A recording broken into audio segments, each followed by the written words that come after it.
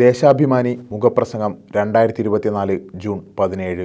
ഇതാ ലോക കേരളം, പുതിയ ചുവടുകൾ.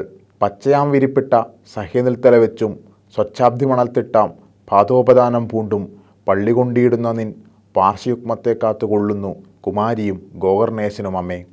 സാഹിത്യമഞ്ജരി 1-ാം ഭാഗത്തിൽ മാതൃവന്ദനം എന്ന കവിതയിൽ മഹാകവി വള്ളത്തോൾ കേരളത്തെക്കുറിച്ചെഴുതിയ വരികളാണിത്. മനോഹരമായ ഈ ബാഹ്യപ്രകൃതിയും ഉദാത്തമായ മനുഷ്യപ്രകൃതിയും ഒന്നിഴചേർന്ന നാട്.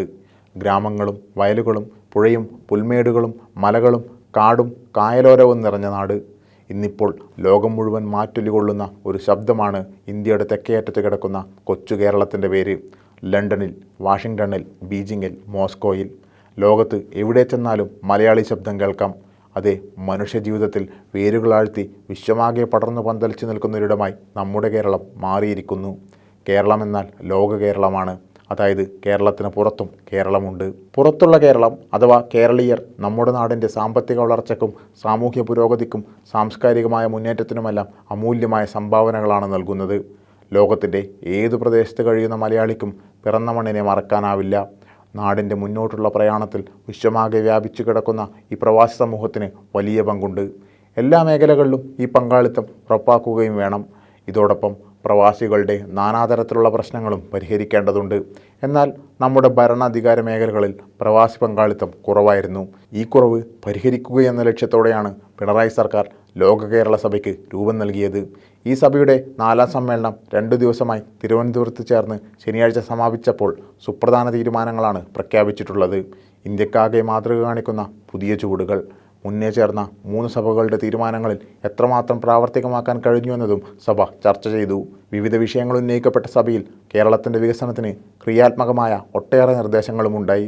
കുടുംബശ്രീ മാതൃകയിൽ പ്രവാസി മിഷൻ രൂപീകരിക്കുന്നത് പരിഗണിക്കുമെന്ന മുഖ്യമന്ത്രി പിണറായി വിജയൻ്റെ പ്രഖ്യാപനമാണ് ഇത്തവണത്തെ സമ്മേളനത്തിൻ്റെ ഏറ്റവും പ്രധാന ചുവടുവയ്പ്.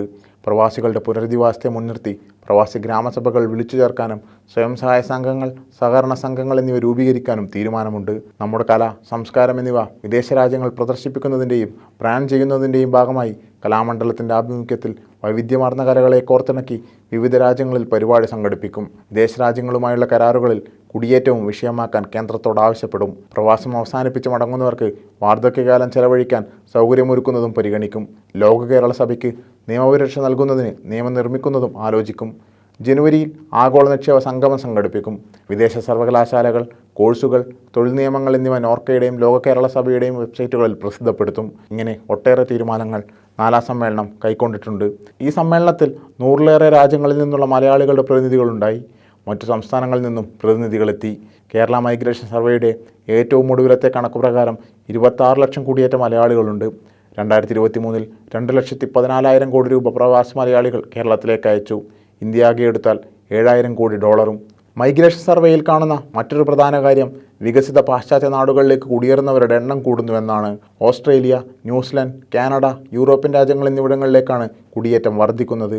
ഈയൊരു പശ്ചാത്തലത്തിൽ ലോക കേരള സഭയുടെ പ്രാധാന്യം വർദ്ധിക്കുന്നതായി പ്രത്യേകം പറയേണ്ടതില്ലല്ലോ. എല്ലാ മേഖലയിലും എന്ന പോലെ ഈ രംഗത്തും കാണുന്നത് പിണറായി സർക്കാരിൻ്റെ ദീർഘവീക്ഷണം തന്നെ. തുടക്കത്തിൽ ദൂർത്താണെന്ന് പറഞ്ഞ് ആക്ഷേപിച്ച മാധ്യമങ്ങളും പ്രതിപക്ഷവും ഇപ്പോഴെങ്കിലും ഇതിൻ്റെ പ്രസക്തി തിരിച്ചറിയുന്നുണ്ടെന്ന് തോന്നുന്നു.